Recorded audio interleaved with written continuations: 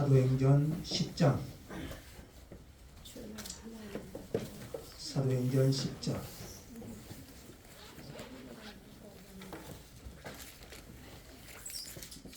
1절로 23절 말씀 같이 한번 교독하겠습니다.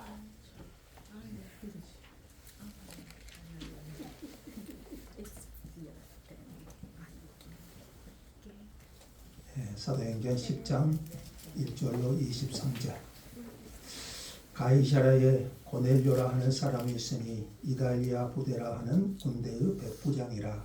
그가 지나가며 온 지방과 더불어 하나님을 경외하며 백성을 많이 구제하고 하나님께 항상 기도하더니 하루는 제9시쯤 되어 환상 중에 밝기 봄에 하나님의 사자가 들어와 이르되 고넬료야 하니 고넬료가 중하여 보고 두려워 이르되 주여 무슨 일이니까. 천사가 이르되 내 기도와 구제가 하나님 앞에 상달되어 기억하신 바가 되었으니 네가 지금 사람들을 요바에 보내어 베드로라 하는 시몬을 청하라. 그는 무장이 시몬의 집에 유숙하니 그 집은 해변에 있다 하더라. 마침 말하던 천사가 떠나매 고넬료가 집안 하인 둘과 보아 가운데 경건한 사람 하나를 불러 이 일을 다 이루고 돌아가로 이르니라. 이튿날 그들이 길을 가다가 그 성에 가까이 갔을 그때에 베드로가 기도하려고 지붕에 올라가니 그 시각은 제6시더라. 그가 시장하여 먹고자 하매 사람들이 준비할 때 황홀한 중에 하늘이 열리며 한 그릇이 내려오는 것을 보니 큰 보자기 같고 네 길을 메어 땅에 들이웠더라. 그 안에는 땅에 있는 각종 실과 같은 진수와 기름 것과 공중에 나는 것들이 있더라. 또 소리가 있으되 베드로야 일어나 잡아 먹어라 하거늘 베드로가 이르되 주여 그럴 수 없나이다. 섭되고 깨끗하지 아니한 것을 내가 결코 먹지 아니하리라 하매 또 두 번째 소리가 있으되 하나님께서 깨끗하게 하신 것을 네가 속되다 하지 말라 하더라. 이런 일이 세 번 있은 후 그 그릇이 곧 하늘로 올려져 가니라. 베드로가 본 바 환상이 무슨 뜻인지 속으로 의아해하더니 마침 고넬료가 보낸 사람들이 시몬의 집을 찾아 문 밖에 서서 불러 묻되 베드로라는 시몬이 여기 유숙하냐 하거늘 베드로가 그 환상에 대하여 생각할 때에 성령께서 그에게 말씀하시되 두 사람이 너를 찾으니 일어나 내가 의심하지 말고 함께 가라. 내가 그들을 보내었느니라 하시니 베드로가 내려가 그 사람들을 보고 이르되 내가 곧 너희가 찾는 사람인데 너희가 무슨 일로 왔느냐. 그들이 대답하되 백부장 고넬료는 의인이요 하나님을 경외하는 사람이라. 유대 온 족속이 칭찬하더니 그가 거룩한 천사의 지시를 받아 당신을 그 집으로 정하여 말을 들으려 하느냐 하되 베드로가 불러들여 유숙하게 하니라. 아멘. 찬송가 459장 찬송드리겠습니다. 459장.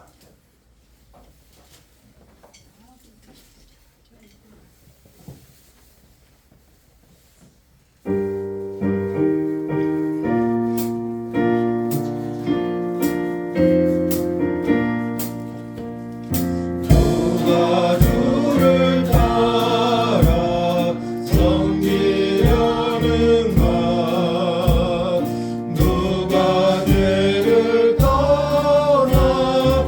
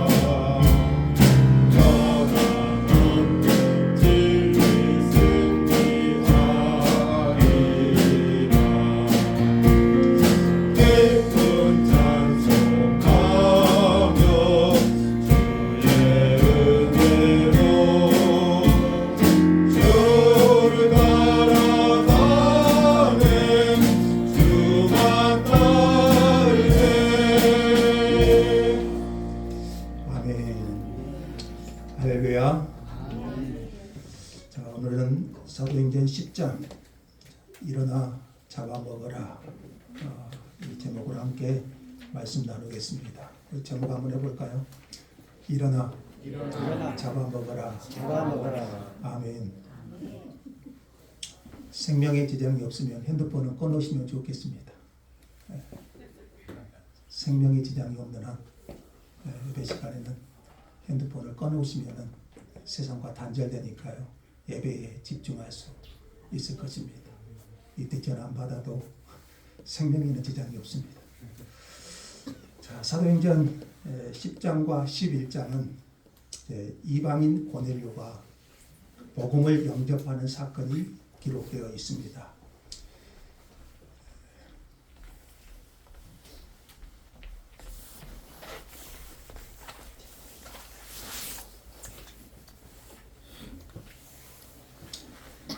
표면적으로 보면 고넬료와 그 가정의 핵심이 중심 이야기를 형성하지만은 이 장의 중요한 주제는 고넬료의 핵심보다 베드로의 핵심입니다.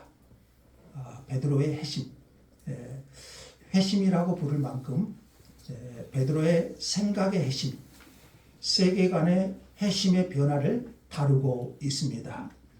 이 변화는 베드로 한 사람의 변화를 넘어서 기독교 역사와 세계 역사를 바꾸는 전환점이 되었습니다. 기독교가 유대 민족의 종교에서 벗어나서 만민을 위한 구원의 종교, 유대 종교에서 벗어나서 만민을 위한 구원의 종교로 발전한 기점이 되었기 때문입니다. 자, 하나님께서 베드로의 생각을 바꾸시기 위해서 제가 그래서 생각의 핵심, 베드로의 생각의 핵심이라고 말씀을 드렸죠. 자, 하나님께서 베드로의 생각을 바꾸시기 위해서 두 개의 환상을 허락하십니다. 하나는 이방인 고넬료에게 보여주신 환상, 또 하나는 베드로 자신에게 주신 환상입니다. 자, 먼저 고넬료에게 주신 환상을 보겠습니다. 자, 고넬료는 누굽니까? 10장 1절에 보니까요. 고넬료는 가이사랴에 주둔하는 이달리아 부대의 백부장이었습니다.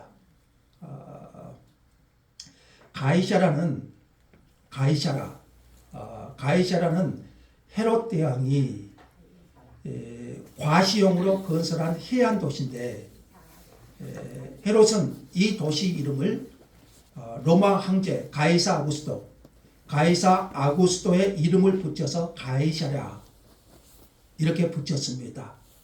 가이사랴는 로마에서 유대로 파견된 로마 총독의 관저가 있는 곳이었고요. 그래서 로마 군대가 주둔하고 있었습니다.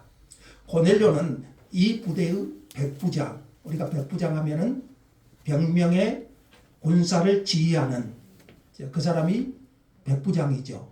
천부장은 1000명, 10부장은 10명. 자, 이렇게 돼요. 그러니까 백부장은 로마 군대 100명을 지휘관은 지휘관, 우리나라 보면 중대장급 아마 그 정도 되었습니다. 그런데 이 고넬료를 보면 성경이 이 고넬료에 대해서 2절 볼까요? 자, 고넬료는 이방인이죠. 로마 군인. 2절에 보시면 그는 경건하여 온 지방과 더불어 하나님을 경외하는 사람이었습니다. 그는 온 지방과 더불어 하나님을 경외하는 사람. 자, 이 말씀에 보면은 온 지방과 더불어, 다시 말하면 그 가족들이 다 하나님을 경외했습니다. 우리가 경험하고 있는 바이지만 온 지방과 더불어 하나님을 경외하는 것이 쉬운가요, 어려운가요? 어렵습니다. 쉽지 않아요.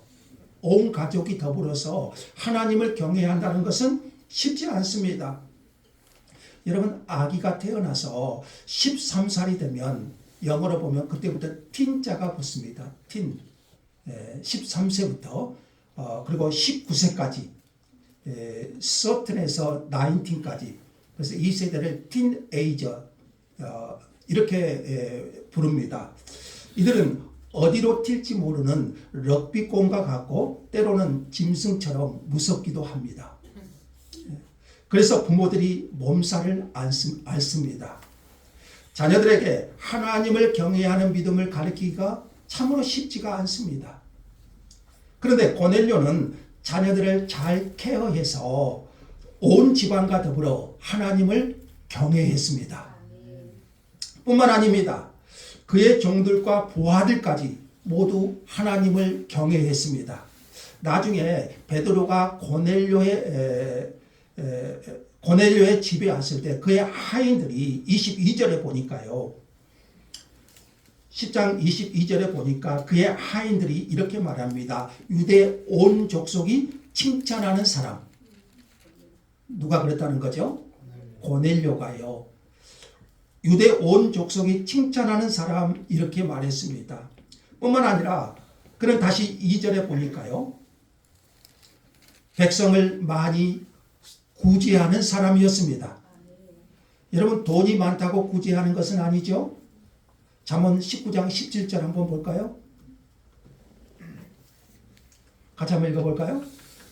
가난한 자를 불쌍히 여기는 것은 여호와께 구워드리는 것이니 그의 선행을 그에게 갚아 주시리라.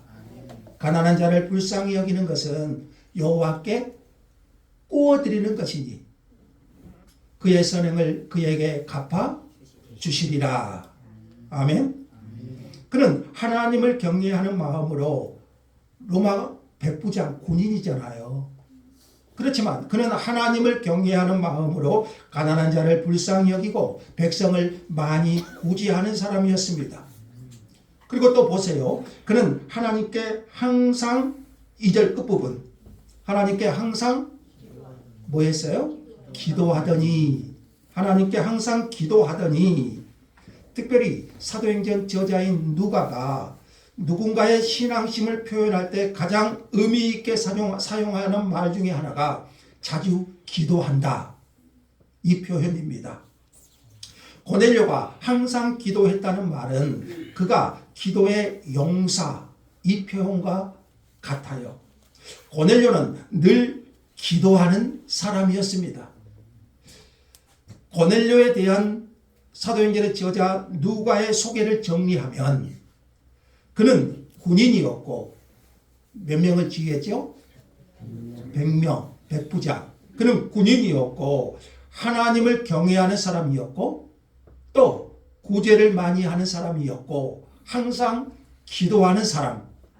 이방인이었지만 못된 사람이 아니라 고상한 사람이었고 하나님을 찾고 구하는 사람이었습니다. 자, 3절에 보시면 고넬료가 제 9시쯤 돼요. 제 9시쯤. 9시는 우리나라식으로 하면 오후 3시. 6시간 시차가 나니까요. 오후 3시. 유대인 기도 시간이죠. 그 기도할 때 환상을 보게 됩니다. 오후 3시니까요. 그가 잠이 들어 꿈을 꾼 것이 아님을 알 수가 있습니다. 고넬료는 환상 중에 3절 끝부분에 고넬료야 라고 부르는 천사의 음성을 듣자 두려웠어요. 고넬료는 말합니다. 주여 무슨 일이니까? 주여 무슨 일이니까? 자, 고넬료가 주여라고 한 것은 군대의 상명 하복에 익숙한 사람이잖아요. 군대의 상명 하복에 익숙한 사람으로서 무슨 말씀을 하시든지 그 명을 받겠습니다. 이런 의미가 담겨 있습니다. 천사는 먼저 고넬료를 격려합니다. 4절 하반절에 내 기도와 구제가 하나님 앞에 상달되어 기억하신 바가 되었으니 그의 기도와 구제가 기억하신 바가 되었다는 것은 그의 기도와 구제를 하나님께서 기뻐하셨다. 이런 의미지요. 하나님께서 고넬료의 기도와 구제를 전부 기억하고 계셨습니다. 우리가 때로 선을 베풀었는데 사람들이 알아주지 않으면 마음이 섭섭합니다. 그러나 하나님이 다 기억하고 계신 줄 믿습니다. 고넬료의 구제와 기도는 그가 참으로 하나님을 찾고 구하는 사람이었음을 보여줍니다. 하나님께서는 당신을 찾는 사람을 찾아오신 거예요. 우리 이 말씀 잘 아시죠? 잠언 8장 17절 다 같이요. 나를 간절히 찾는 자가 나를 만날 것이니라. 고넬료는 하나님을 간절히 찾는 자였고 하나님은 그를 만나 주신 거예요. 천사는 베드로를 불러오라고 명합니다. 5, 6절 볼까요? 네가 지금 사람들을 욥바에 보내요. 지금 베드로는 어디가 있습니까? 욥바 25년도에 들었던 말씀이죠. 욥바에 보내어 베드로라 하는 시몬을 청하라. 그가 지금 어디가 있습니까? 무두장이 시몬의 집에 유숙하니 그 집은 해변에 있다 하더라. 천사는 정확한 정보를 제공합니다. 베드로가 지금 욥바에 있다는 것과 베드로에 더하여 히브리어 이름인 시몬까지 또 베드로가 지금 거주하는 집 주인의 이름과 직업까지 말합니다. 여기서 우리는 이때로부터 약 800년 전쯤에 지금 이 시기로부터 약 800년 전쯤에 욥바로 갔던 선지자 요나를 기억할 수 있습니다. 욥바는 니느웨로 가라는 하나님의 부르심에 불순종한 요나가 하나님의 명령을 받죠. 니느웨로 가서 복음을 전하라. 그런데 이 요나가 불순종하여 다른 방향 다시스로 가려고 합니다. 그 다시스로 가려고 한 항구가 바로 욥바입니다. 욥바. 요나는 이스라엘 민족주의에 깊이 빠져 있었습니다. 그래서 잔인하고 못된 니느웨 사람들에게 하나님의 말씀을 전하기 싫었고 마치 우리로 하면은 일본과 같은 니느웨는 북이스라엘을 멸망시킨 아수르의 수도예요. 온수나라 그 니느웨 사람들에게 하나님의 말씀을 전하기가 싫었고 말씀을 전하면 그들이 회개하겠잖아요. 그게 싫은 거예요. 민족주의에 사로잡혀서 그리고 그것을 명하는 하나님을 이해할 수 없었습니다. 더구나 자신이 전하는 말씀을 듣고 그들이 회개하는 것은 상상만 해도 끔찍한 일이었기 때문에 그는 불순종했습니다. 그래서 니느웨로 가지 않고 반대쪽인 다시스로 가려고 배를 타러 간 곳이 바로 욥바였어요. 자, 그런데 지금 욥바에 머무른 베드로는 요나가 직면했던 문제를 만나게 돼요. 7, 8절을 보시면 고넬료는 천사의 말에 즉시 순종합니다. 하인들과 부하 가운데 경건한 사람 하나를 불러서 자기가 본 환상과 천사의 말을 다 이루고 욥바로 보냅니다. 지금 욥바는 누가 있죠? 베드로가 있지요. 고넬료의 순종은 지체 없는 순종이었습니다. 가이사라는 욥바에서 멀지 않습니다. 가이사라에서 욥바까지는 약 50km가 되는데 50km. 자, 도보로 걸어서 간다면 약 10시간 정도 걸리는 거리. 그러니까 고넬료가 오후 3시에 환상을 보았죠. 기도 시간에. 자, 오후 4시쯤 출발했다면 10시간 걸리니까요. 이튿날 도착하게 될 것입니다. 여기까지가 첫 번째 환상. 누가 본 환상입니까? 고넬료가 본 환상입니다. 자, 두 번째 환상으로 가지요. 두 번째 환상은 베드로에게 보이신 환상입니다. 이튿날 고넬료가 보낸 사람들이 욥바에 도착했을 때 베드로는 뭐 하고 있었죠? 지붕에 올라가서 기도하고 있었어요. 때는 제 6시. 6시는 몇인가요? 6시. 정오죠. 9시가 3시고 오후 3시고 6시면 이제 정오. 유대인의 기도 시간이잖아요. 아침 9시, 12시, 오후 3시. 하루 3번씩 기도하잖아요. 자, 때는 제6시 정오였어요. 자, 베드로 역시 기도하는 습관이 있었습니다. 정오 시간에 간절히 기도하다 보니 몹시 시장하여 배가 고팠습니다. 무두장이 집에서 점심 식사를 준비하고 있었을 겁니다. 이때 베드로 역시 환상을 봅니다. 11절 봅시다. 황홀한 중에 하늘이 열리면서 한 그릇이 내려오는 것을 보니, 여러분 상상해 보세요. 황홀한 중에 하늘이 열려요. 한 그릇이 내려오는 것을 보니 큰 보자기 같고 내 길을 메어 땅에 드리웠더라. 이걸 우리는 보자기 환상 이렇게 말하죠.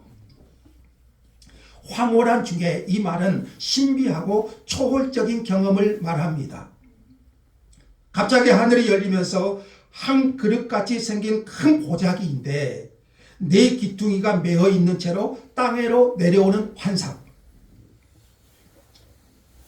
그리고 그 보자기 안을 들여다보니까 뭐가 있습니까? 땅에 기는 각색 4발 가진 짐승, 그리고 공중에 기는 것과 공중에 나는 것들. 자, 그러니까 그 보자기 속에는 모세의 율법, 모세의 정결법에 부정한 것들.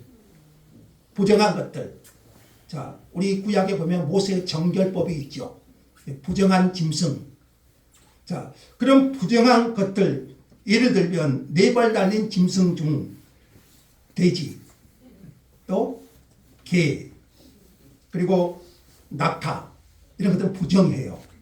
그리고 기는 것, 쥐, 도마뱀, 개구리, 기는 것, 그리고 공중에 나는 것 중 까마귀, 올빼미, 박쥐.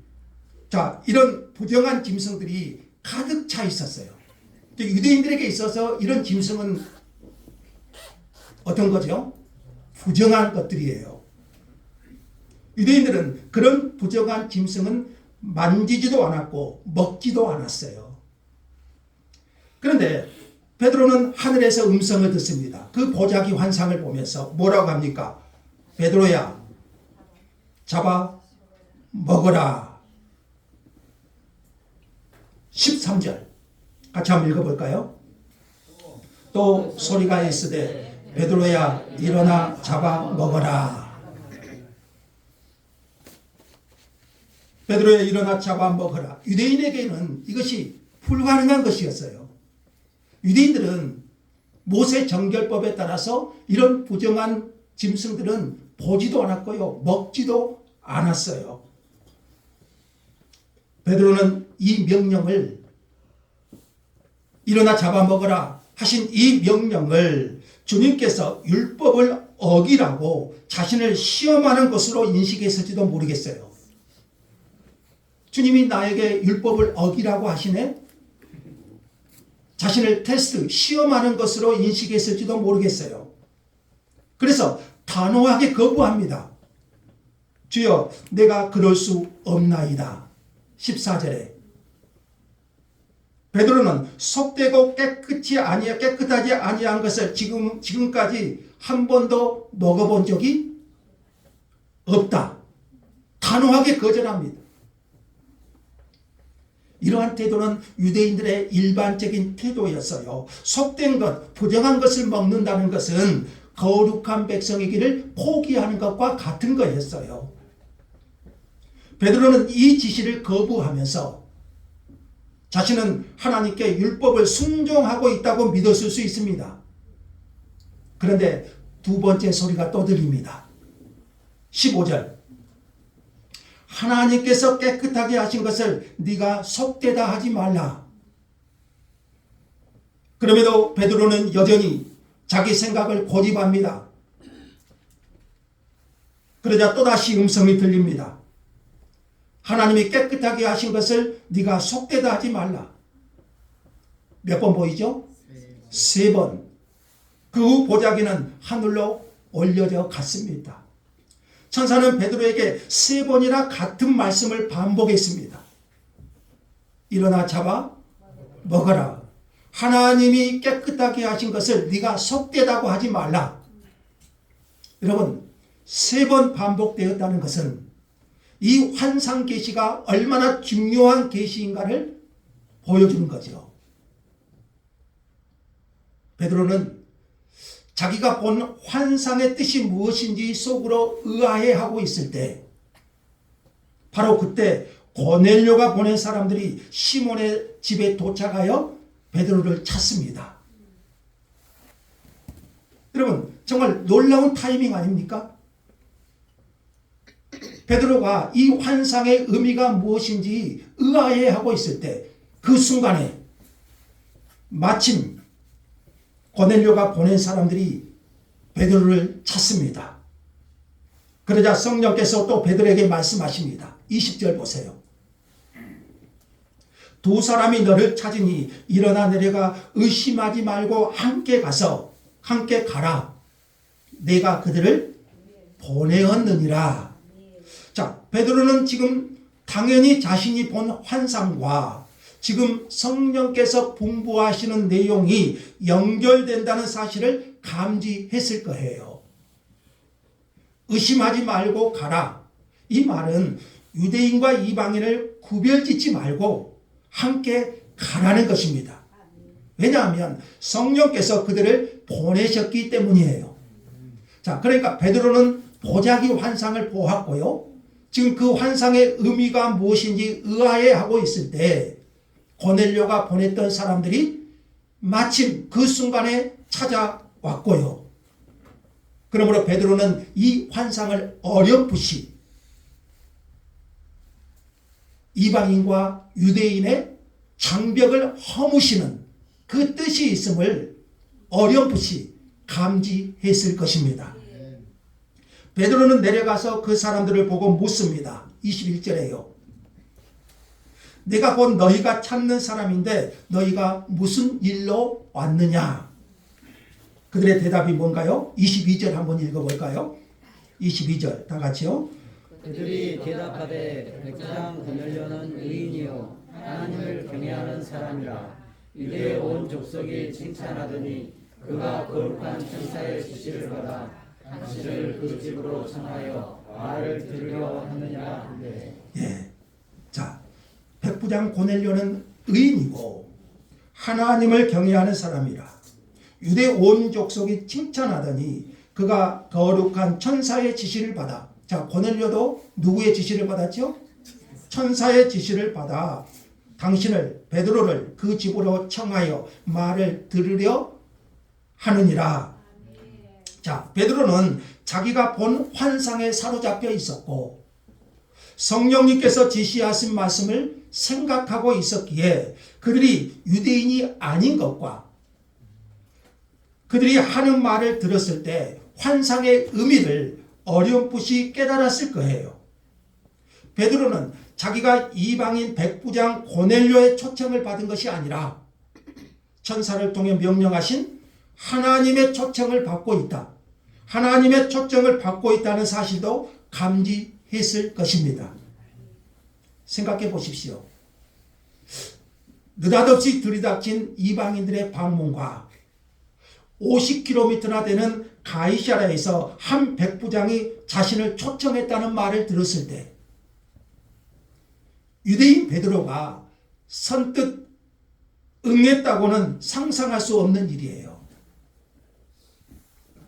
그런데 베드로는 지금 막 이해할 수 없는 환상을 보았고 성령님의 지시를 구체적으로 받았고 또 그것에 온 사람들의 말을 따르면 고넬료도 천사의 지시를 받아 자신을 초청했다고 하니 어찌 이 초청을 거절할 수 있겠습니까? 만일 이런 준비가 없었다고 생각해 보세요. 베드로는 당연히 자기를 초청한 고넬료와는 교제해서는 안 될 부정한 이방 죄인으로 여겼을 것이고 그 초청에 거절했을 거예요. 비록 자신이 본 환상의 의미를 완전하게 이해할 수는 없었을지라도 베드로는 유대인과 이방인 사이를 가로막고 있는 장벽과 관련된 교훈이고 그 교훈이 이 환상 속에 있었을 것이라고는 생각했을 것입니다. 하나님께서 이게 이제 오늘 두 가지 환상, 고넬료에게 주신 환상과 베드로에게 주신 두 가지 환상. 하나님께서 이 환상을 통해서 베드로를 깨우치고자 한 것은 분명합니다. 베드로가 본 환상을 좀 더 생각해 볼까요? 베드로가 본 환상에서 큰 그릇은 세상을 의미합니다. 네 귀는 동서남북을 가리킵니다. 짐승들은 이런 동물들을 함부로 먹는 이방인들을 상징합니다. 유대인들은 이방인들을 더러운 짐승들을 함부로 먹는 개, 돼지처럼 부정한 존재로 여겼습니다. 한 유대인 랍비가요, 왜 하나님은 이방인들을 만들어 놓으셨습니까? 이 질문에 지옥에 유황불이 타오르고 있지 않느냐, 그 유황불이 계속 타오르려면 땔감이 필요한데 하나님은 그 땔감으로 이방인을 만들어 놓으셨다. 그러니까요, 그 정도로 유대인의 이방인에 대한 생각은 부정적이었고요, 유대인들만 택한 백성이고 거룩한 백성이라고 생각했어요. 여러분, 이런 생각들이요, 구약 유대인들, 그러니까 이스라엘과 팔레스타인의 그런 갈등을 보면 조금 더 이해가 될 수가 있어요.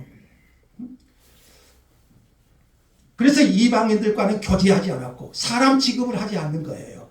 개, 돼지처럼. 이방인의 집에는 함께 먹지도 않고 교제하지도 않고 들어가지도 않아요. 한 번은 예수님께서 수로보니게 여인에게 이런 말씀한 적이 있죠. 자녀의 떡을 취하여 개들에게 주는 것이 합당하지 않다. 이방인들을 개, 돼지처럼 취급한 거였어요. 베드로는 전형적인 유대인이에요. 그는 조상 대대로 내려온 율법을 엄격히 지켰습니다. 하나님께서 모세 율법을 통해서요, 유대인들이 성별된 생활을 하도록 부정한 짐승들을 먹지 못하도록 하셨어요. 이런 율법과 제사 제도를 통해서, 구약의 율법과 모든 제사 제도를 통해서 오실 그리스도를 통한 속죄 사역을 준비시킨 거죠. 마침내 예수님께서 오셔서 십자가에 죽으시고 부활하심으로 영원한 속죄 사역을 완성하셨습니다. 예수 그리스도의 피는 유대인뿐만 아니라 이방인들도 세상 모든 사람들의 죄를 능히 깨끗게 하실 수 있습니다. 그리스도 안에서는 그래서 이제요, 이방인이나 유대인이나 차별이 없습니다. 십자가로 유대인과 이방인 사이에 막힌 담을 허시고 둘이 하나 되게 하셨습니다. 구원의 문이 천하 만민에게 활짝 열리게 된 것이죠. 우리가 하나님께 쓰임 받으려면 반드시 버려야 할 것 중에 하나가 편견입니다. 편견을 버리지 않으면 하나님의 역사를 방해하고 가로막는 죄를 짓게 됩니다. 우리 주변에는 다양한 부류의 사람들이 있어요.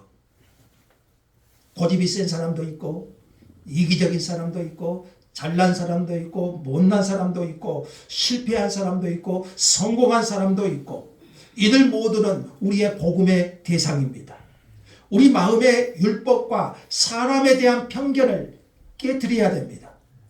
주님은 승천하시면서 온 천하에 다니며 만민에게 복음을 전파하라, 이렇게 하셨잖아요. 자, 그러니까 베드로에게 보여주신 환상은 유대인과 이방인의 장벽을 허무셨음을 보여주시는 환상이에요. 이제 그리스도께서 십자가에 죽으셨고 그 십자가로 유대인과 이방인의 막힌 장벽을 허시고 하나가 되게 하신 거예요. 하나님은 이제 새로운 질서를 세우십니다. 이방인과 유대인을 구별하는 것은 정한 음식과 부정한 음식을 구분하는 것처럼 헛된 것임을 보여주십니다. 하나님께서 유대인과 이방인을 차별하지 않으신다. 하나님은 유대인과 이방인을 차별하지 않으신다. 이걸 보여줘요. 베드로는 아직은 이 모든 의미를 이해하지 못했을지라도, 다 이해하지 못했을지라도 어렴풋이 이해했기에 이방인 고넬료의 초청에 응하였던 것입니다. 하나님께서는 베드로의 생각을 먼저 변화시킵니다. 베드로의 생각을 먼저 변화시킴으로써 유대인과 이방인들의 수세기에 걸쳐서 쌓아온 장벽이 복음 안에서 무너지고 있다고 지금 말씀하고 있는 거예요. 베드로가 만약 보신탕을 즐겨 먹는 한국 사람들을 보았다면 얼마나 멸시했겠습니까? 네 발로 기어다니는 개, 돼지를 즐겨 먹는 그런 한국 사람을 보았다면 얼마나 멸시했겠습니까? 자, 그러니까 하나님께서는 이제 베드로의 편견을 깨뜨리시고 그 마음을 찢어 넓혀서 이방인들에게도 복음이 전파되어야 됨을 유대인이나 이방인이나 이제 그리스도 안에서는 차별이 없는 하나임을 보여주시는 거예요. 그러므로 베드로의 환상은 음식의 변화가 아니라 생각의 핵심, 베드로의 생각의 핵심, 그 변화로 이끄신 거예요. 고넬료와 베드로에게 주신 환상을 통해서 우리가 보는 것은요, 이 모든 일을 주도하시는 분이 누구신가요? 하나님이셨어요. 이 모든 일을 주도하신 분이 하나님이라는 거예요. 하나님께서 천사를 고넬료에게 보내 베드로를 불러오라고 지시하셨고, 자, 고넬료에게 베드로를 불러오라고 지시한 분도 하나님이셨고요. 이튿날에는 정확한 타이밍에 베드로가 환상을 보고 의아해하고 있을 때 정확한 타이밍에 베드로에게 환상을 보이시고 직접 그 사람들을 따라가라고 명하셨어요. 이 모든 일을 주도하신 분은 하나님이셨어요. 만일 고넬료와 그 일가의 핵심만이 중요했다면 천사가 바로 그 자리에서 베드로보다 복음을 더 잘 전할 수도 있었을 겁니다. 하지만 그렇게 하지 않으셨어요. 고넬료의 핵심도 중요했지만 10장과 11장에서 더 중요한 것은 베드로의 핵심이었어요.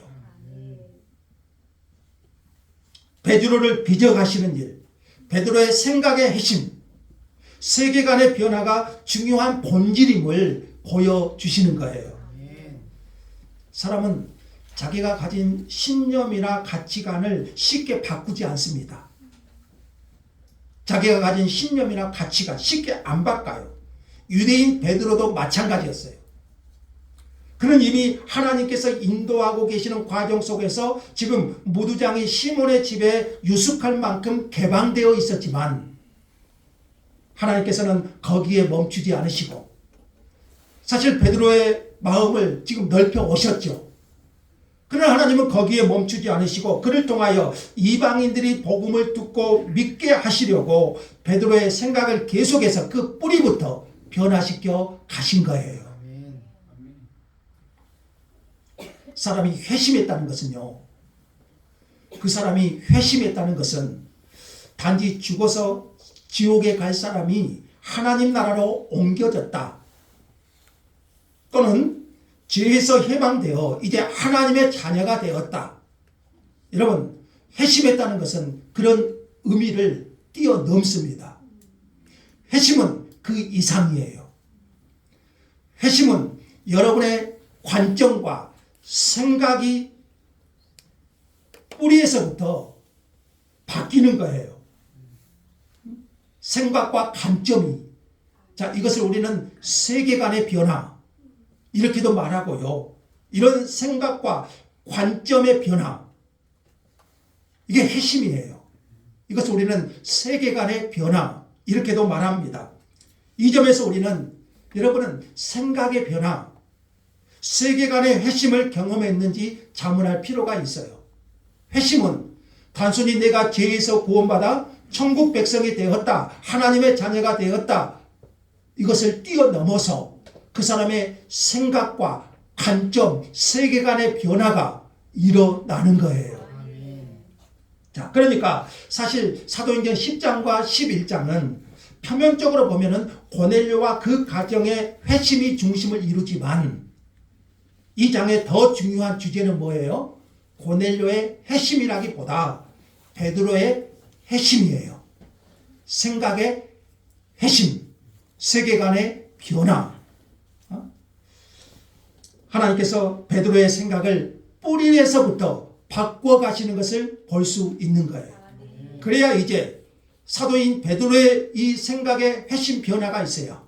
이제 복음이 땅끝으로 유대인의 경계를 넘어서 이방인들까지 세계 만민에까지 전해질 수 있는 거예요. 자, 이때로부터 약 800년 전 제가 요나 이야기했죠. 하나님의 부르심에 불순종하여 욥바로 간 선지자 요나. 요나는 북이스라엘의 선지자였죠. 그 요나를 한번 다시 생각해 봅니다. 그는 온수나라 니느웨 사람들, 아수르, 북이스라엘을 멸망시킨 나라지요. 온수나라 니느웨 사람들은 하나님의 말씀을 들을 가치도 없고 회개해서도 안 된다고 확신했습니다. 요나의 신앙은 민족주의에 삐뚤어진 민족주의에 갇혀 있었어요. 이것을 유다이즘 이렇게도 말하고요. 하나님께서 풍랑을 보내시고 요나를 어디에 넣어버리시죠? 물고기 뱃속에 넣으시는 그 과정을 통해서 결국 요나를 니느웨로 보내십니다. 하나님은 쉽게 포기하지 않으셔요. 풍랑을 만나게 하시고 그 과정에서 큰 물고기 뱃속에 집어넣어서 3일 동안 거기서 갇혀 있다가 하나님은 결국 요나를 니느웨로 보내십니다. 그런데 요나가 니느웨에 가서 전한 심판의 메시지를 듣고 그것도 큰 소리도 하지 않아요. 작은 소리로 하나님의 심판의 메시지를 전하니까 의의 결과가 나타나요. 니느웨 왕부터 시작해서 백성들까지 큰 회개의 역사가 일어나 버린 거예요. 자, 이걸 보면 큰 소리도 아니고 작은 소리로 전해도 하나님이 일하시면 역사가 일어나요. 니느웨 왕부터 백성들까지 큰 회개의 역사가 일어나 버린 거예요. 하지만 요나는 이 일이 너무 싫어서 하나님께 화를 냅니다. 요나서 한번 볼까요? 하나님, 내가 고국에 있을 때 이러하겠다고 말씀하지 아니했습니까? 제가 가서 말씀을 전하면 그들이 회개해 버릴 것인데 요나는 이것이 싫은 거예요. 그러므로 내가 빨리 다시스로 도망하지 않았습니까? 주께서는 이내가 크시사 뜻을 돌이켜 재앙을 내리지 아니하시는 하나님이신 줄 내가 알았습니다. 그래서 안 가려고 한 건데 기어이 니느웨까지 보내셔서 복음을 전하게 하시고 니느웨 백성들이 회개해 버리니 요나의 심령이 편하겠습니까? 화를 내는 요나는 여전히 자기가 정당하다고 여깁니다. 하나님께서 자기 생명을 거두어 가달라고 해요. 니느웨 백성이 회개해 버리니까 자기 생명을 거두어 달라고 분노합니다. 이때 하나님께서 박넝쿨을 예비하셔서요 시원하게 그늘을 만들어 주십니다. 요나가 기뻐합니다. 참을 수 없는 존재의 가벼움입니다.